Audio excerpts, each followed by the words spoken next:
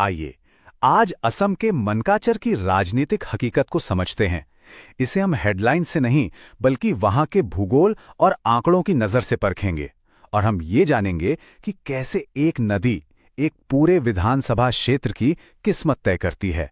देखिए, मनकाचर की राजनीति को समझने के लिए सबसे पहले उसके भूगोल को समझना जरूरी है। और यहाँ का भूगोल मतलब ब्रह्मपुत्र नदी। ये सिर्फ एक नदी नहीं है, ये यहाँ की जीवन रेखा भी है और हर साल तबाही लाने वाली ताकत भी। इस नदी का किरदार दोहरा है।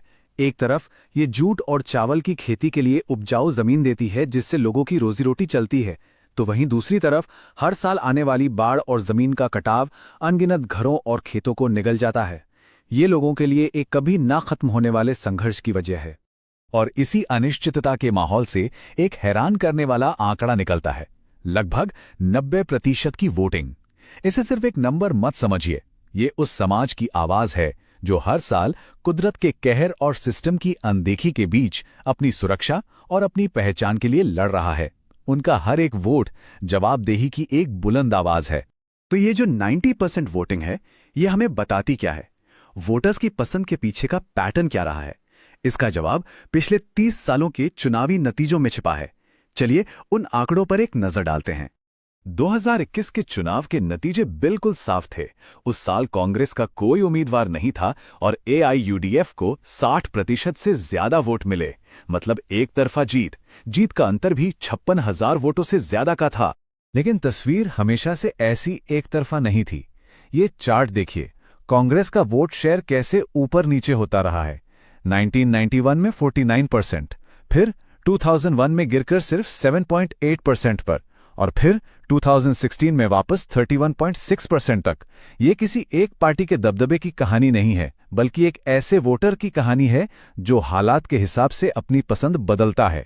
और इस पूरी चुनावी उठापटक में एक बात और साफ है, मनकाचर में असल मुकाबला हमेशा कांग्रेस, AIUDF, AGP या फिर किसी मजबूत निर्दलीय उम्मीदवार के बीच ही रहा है। बीजेपी यहां कभी भी एक बड़ी राजनीतिक ताकत नहीं बन पाई।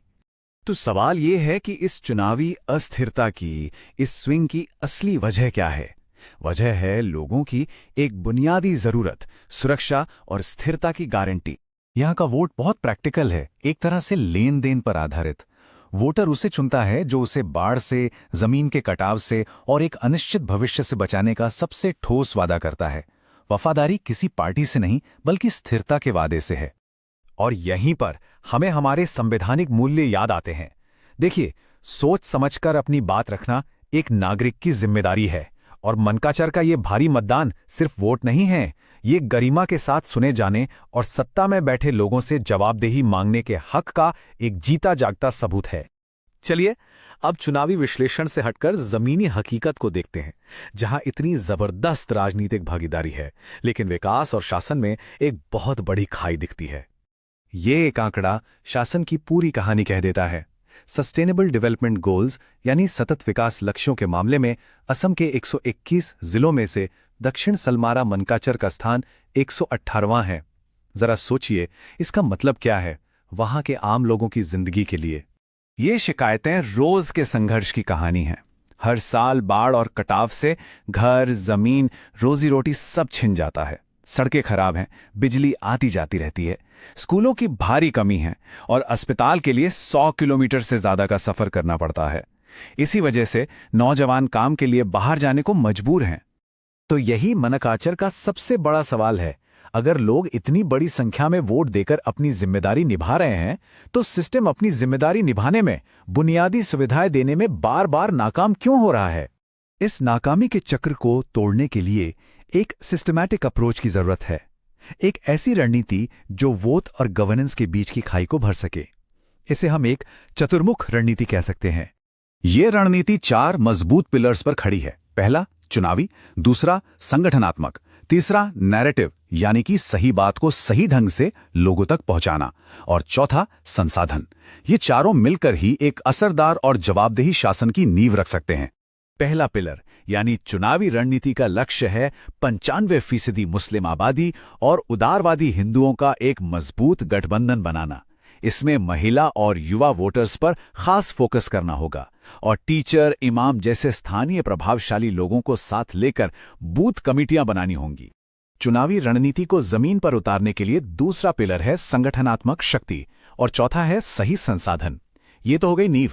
अब आता है तीसरा और सबसे जरूरी पिलर, नैरेटिव, यानी कहानी को बदलना। बहस को ध्रुवीकरण से हटाकर लोगों के असली मुद्दों पर लाना होगा। बाढ़ से राहत, स्कूल, अस्पताल, और ये सारी बातें वहां की लोकल गोलपरिया बोही में करनी होंगी ताकि संदेश सीधा लोगों के दिल तक पहुंचे। ये पूरी की पूरी रणनीति एक सही चेहरे पर, एक सही उम्मीदवार पर टिकी है। कोई बाहर का नेता नहीं, बल्कि एक ग्रास रूट मोबिलाइजर चाहिए। कोई ऐसा स्थानीय सम्मानित व्यक्ति जिस पर लोगों को भरोसा हो, जो विचारधारा की नहीं बल्कि बाढ़ राहत, नौकरी और शिक्षा की बात करे, जो लोगों में से एक लगे, समस्या का हिस्सा नहीं। चलिए अब इस बातचीत को सिर्फ चुनावी रणनीति से ऊपर ले जाते हैं और एक लंबे समय के जन केंद्रित शासन के विजन को समझते हैं। इस विजन की नींव है भरोसा। नेता और जनता का रिश्ता विश्वास पर टिका होना चाहिए। इसका मतलब है कि हर नागरिक की निजता और उसकी सहमति का सम्मान करना होगा। लोगों से किसी भी तरह का संपर्क या संवाद डेटा सुरक्षा के सिद्धांतों को ध्यान में रखकर ही होना चाहिए। ये एक बुनियादी सोच के बदलाव की बात है।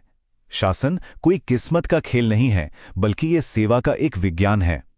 एक ऐसा सिस्टम जो भरोसेमंद हो, जो इंसान की गरिमा को सबसे ऊपर रखे और जो आंकड़ों और संवेदना दोनों पर आधारित हो।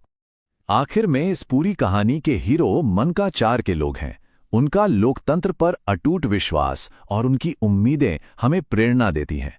उनका 90% मतदान सिर्फ एक आंकड़ा नहीं है, ये एक बेहतर भविष्य के लिए दिया गया एक शक्तिशाली जनादेश है और इस जनादेश का सम्मान होना ही चाहिए।